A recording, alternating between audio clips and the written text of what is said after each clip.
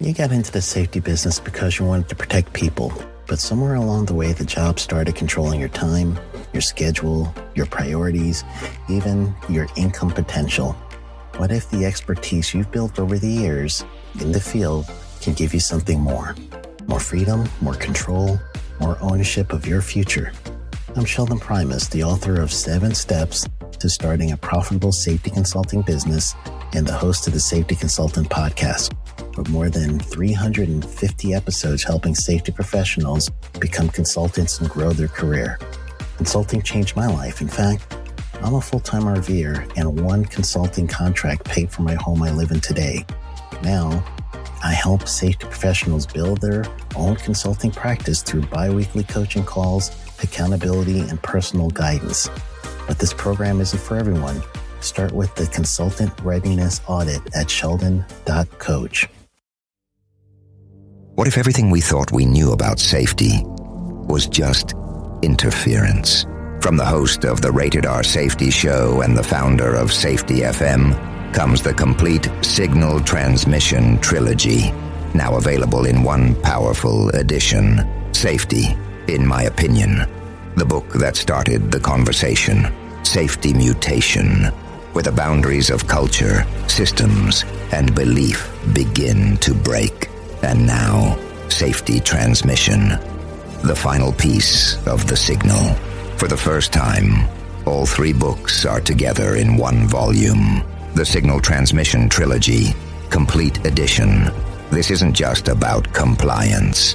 It's about consciousness. It's about decoding the way we think, lead, and live, inside and outside the system. Whether you've been following the signal since the beginning or you're just now tuning in, this is the version to own. Search Signal Trilogy on Amazon or visit safetyfm.com to get your copy now.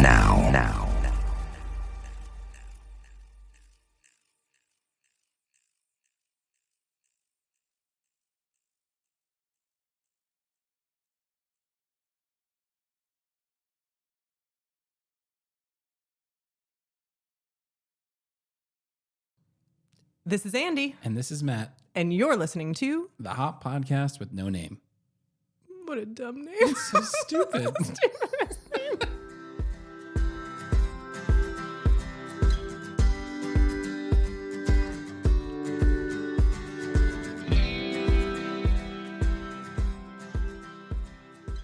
And we're off, which I can't even help but start an episode like that. And I think that's what I'm going to do every time from now on. And we're off. AKA just hit the record button.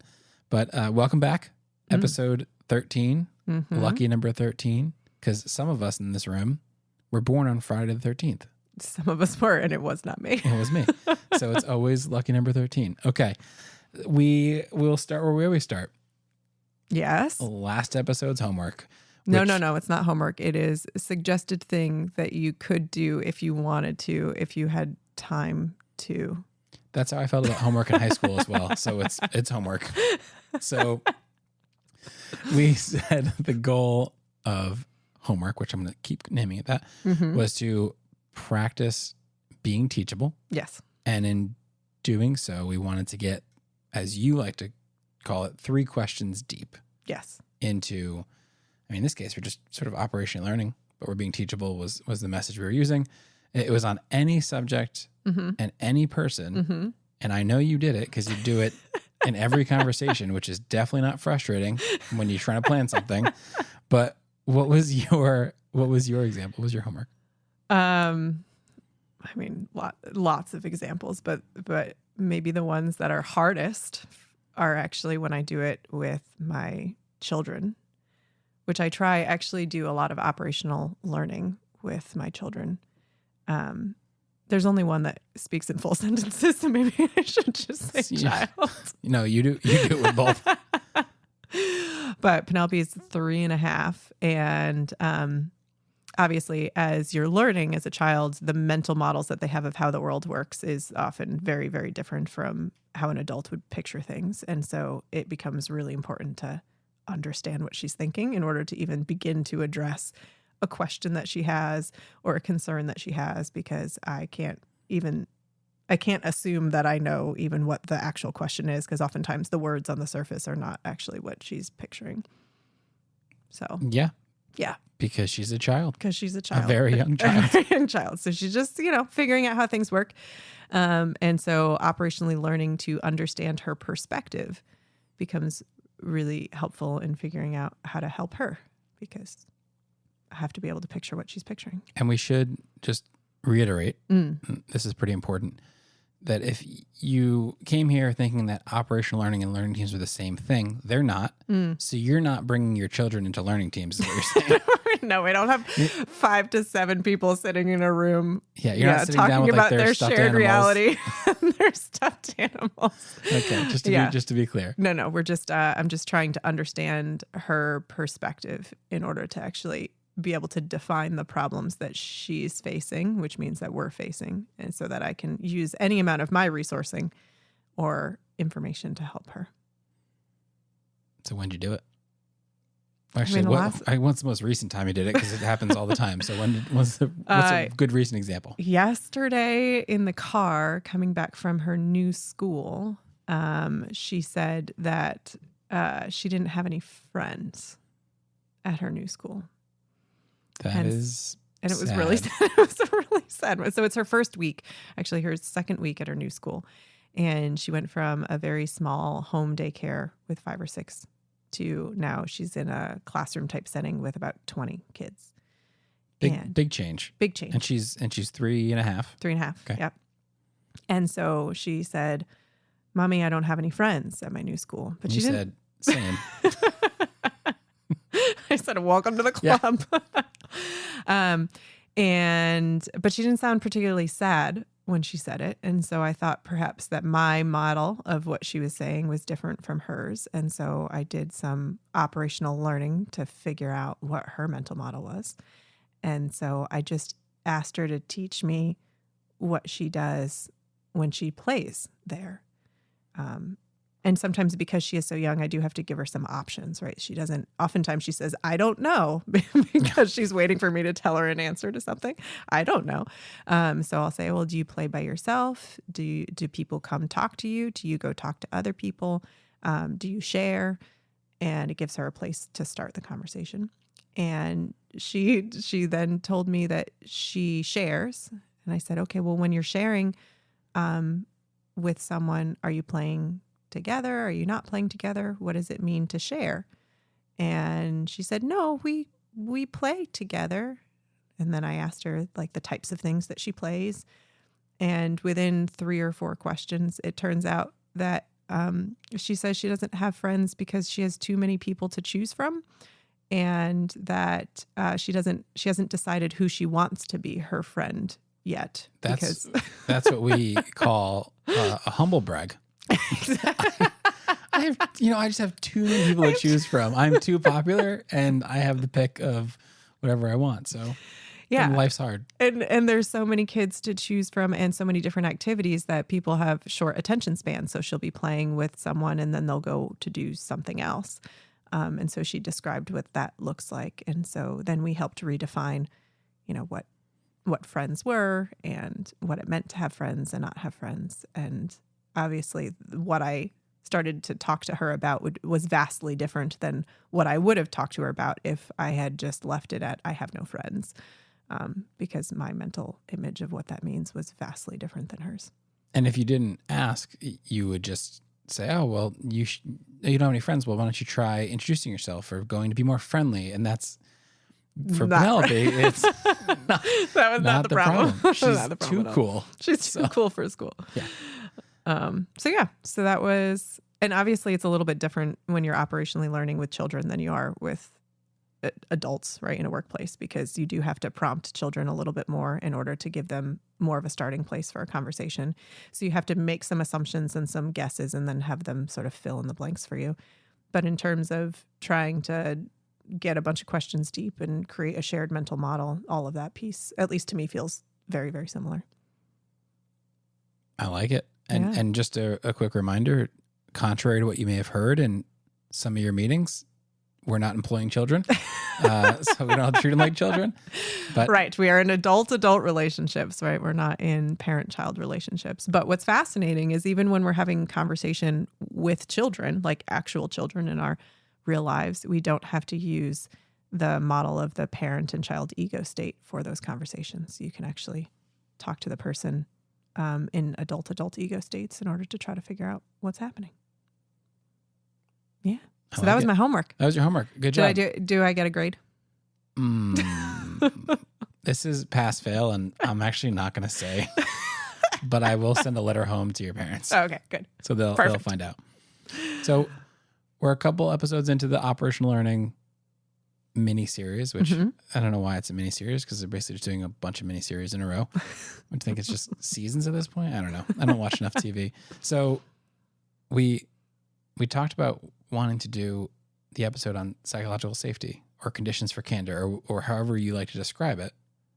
Yeah. And then we said, let's just talk about it rather than, create this big structure and maybe a big narrative of a story. I'm sure we'll have something to talk about, but it's such a crucial element of any operational learning. I mean, any conversation in general, right? But the idea of creating conditions for candor is something we do in every training that we do, in every call we have before a training, in any learning team that we conduct or operational learning. So yeah, why don't we just have a little back and forth about it? Let's just talk about it.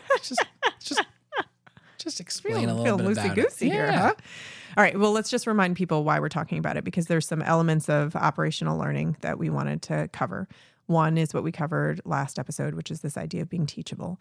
And then in order for us to actually have really good conversation while we're being teachable, we want to make sure that we have conditions for candor or elements of psychological safety involved, which is what we're going to talk about. And then also there's some other pieces that we'll get to at a later date in terms of defining problems and having soak time and making sure that we're learning first and try-storming. And if anyone wants to know behind the scenes what happened today, yes, you came in and you were like, we're doing defining the problems. I did. And you were so ready, and you were like, this is how we're going to do it. We're going to do it this way. And then we looked at the list we have of what you just listed, and we were like, no. Yeah, we probably have to talk about psychological safety first. Yeah. So. Yeah, so it is something that we spend a lot of time on, you and I, even when we're doing any meeting or any training, because in order for us to actually be able to speak openly, we need to be able to create an environment in which people are willing to speak openly. And a big piece of doing that just has to be, it has to do with asking those teachable questions that we've already talked about. But also there's other elements when we are trying to operationally learn in a work environment that we should at least be aware of. One of them is, who's involved in the conversation. So if we're going to do operational learning or a learning team in any location, we're not going to have somebody who is a direct boss or maybe a boss's boss or a boss's boss's boss involved in the conversation, because it's just really hard in that structure to be open and honest with the person who is sometimes ultimately in charge of the conditions that you're talking about, right? Or the system that you are frustrated with. We also make sure that when we're taking notes, we don't take private notes. If we have to take notes in a conversation, they're available for everyone to see. We make sure that whatever location we're talking in is comfortable for the people that we are learning from. So we don't pick a location that would be, ultimately something that is not their area or a place where you would go to if you had like disciplinary action hearings. We're not going to pick the room in which that type of conversation would be happening in. But a big piece of it is just validating what people are saying, right? Not using judgment in how you have the conversation, but spending all your time and energy just trying to understand the other person's perspective. And so I would say that there's elements that allow you to have more open and candid conversation in terms of who's in the room, where you're talking, how you're taking notes. But those are actually, I would say, those are just elements that allow it to be easier to do. But the real bulk of creating conditions for candor has to do with how you're engaging in the conversation, whether it be in your personal life or whether it be in the work world. I'm gonna double down on two of those. Yeah? Okay. Yeah. Double down. Because it's something you say very often. And the first one is kind of recognizing the role that you're in, which almost every time we have a training, you will say, because of the nature of your role, you are going to hear X. And some of these trainings that we have are with the CEO or the VP of operations, and they have this attitude of like, I just want to be out there. I want to be learning. I want to be asking these questions.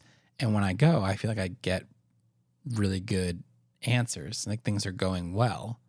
And you have to stop them like, hey, maybe they are, maybe they aren't. But no matter what, it's going to be really hard. Not impossible, maybe with the right circumstances in the right context, but really hard for you at a C level or a VP level to actually hear truly how the work, get that true level of candor is being done.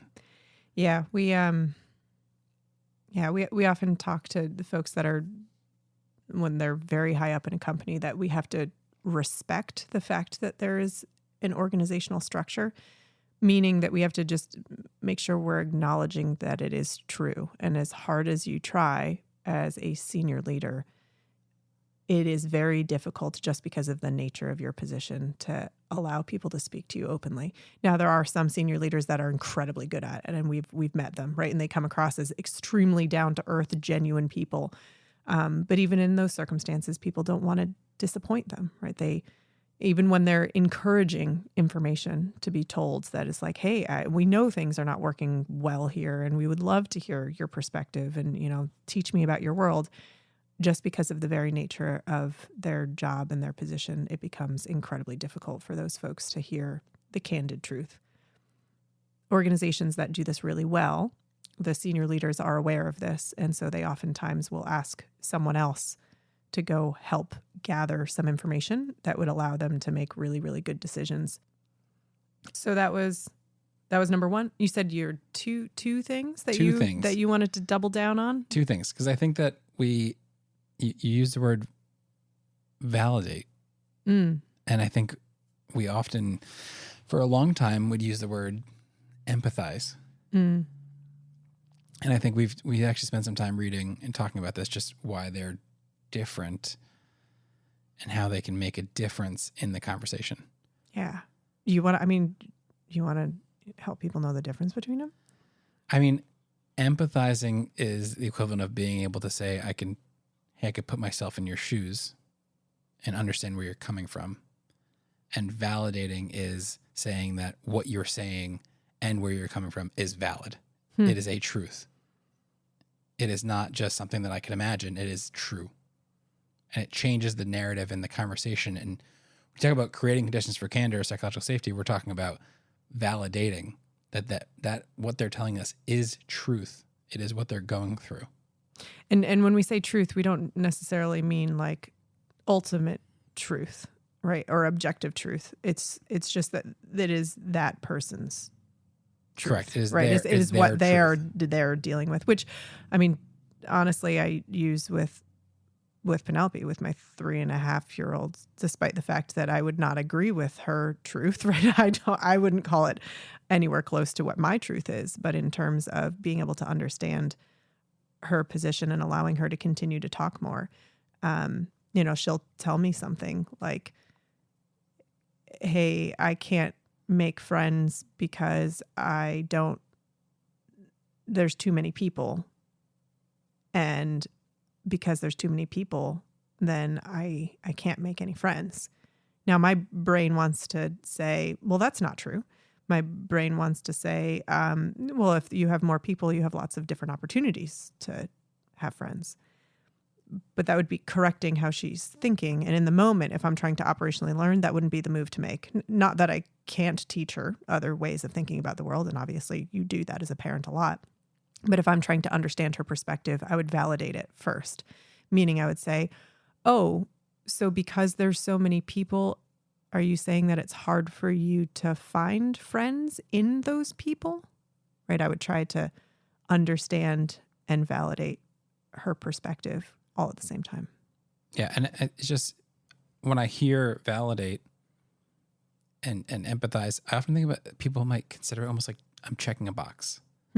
Like if I'm conducting operational learning and someone says, here's what my reality is like. And I go, great. It sounds like your reality is tough. So why weren't you wearing your fall protection? Like, that's not what we're talking about. Which actually we do hear that a lot in training, right? When we're trying to go through to allow people to practice operational learning and allow people to practice being teachable and allow people to practice creating conditions for candor, it often feels really weirdly scripted because they're trying to check this box, even if we're not doing something scripted, right? Even if it's an attempt at real operational learning. So that's a really good point.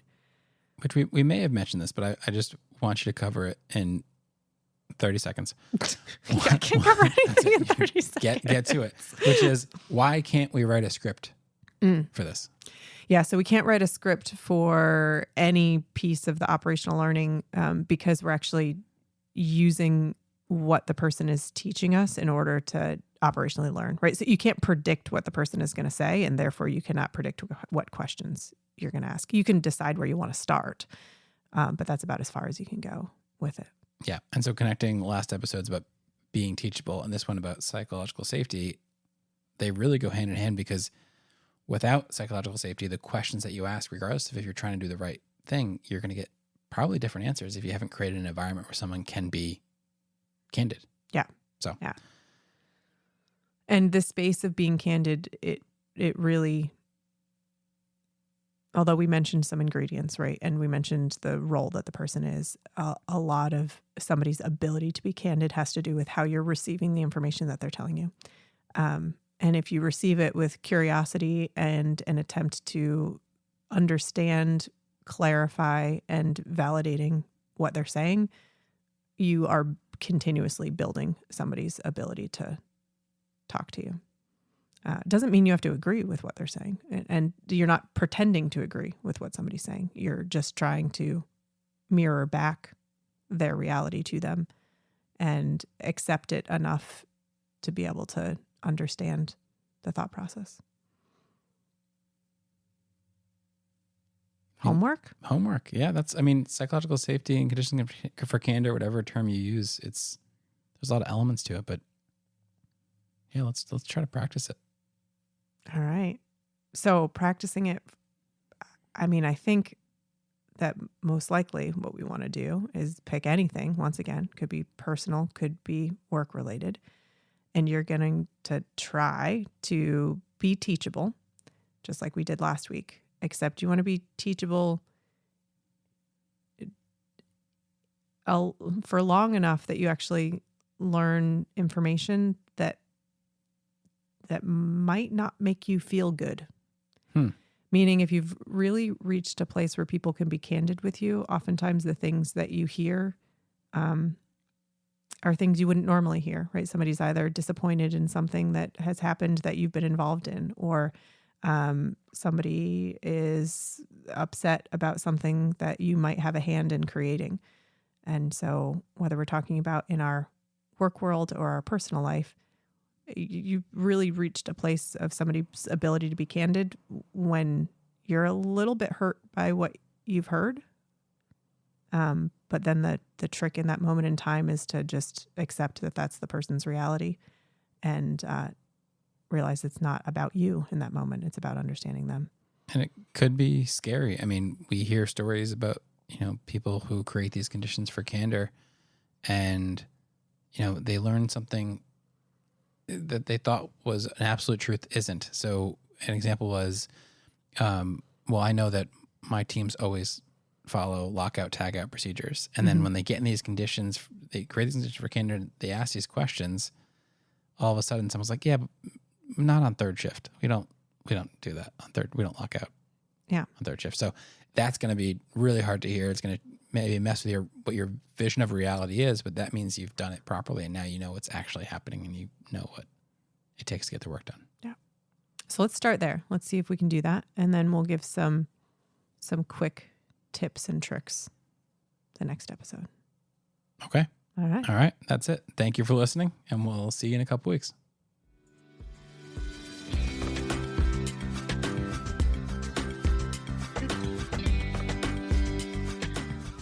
Well, that's it. Yep. Another one in the books. We did it. If you want to send us any of your thoughts, actually fling us any of your thoughts, you can do so at the website www.hoppodcast.com. That's HOPPODCAST.com. It's still such a stupid name. It's such a stupid name. We look forward to hearing from you. Thanks for listening.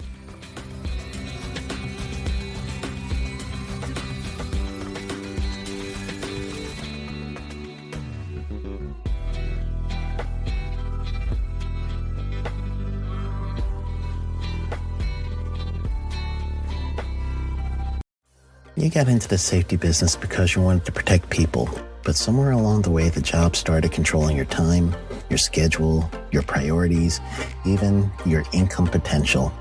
What if the expertise you've built over the years in the field can give you something more? More freedom, more control, more ownership of your future.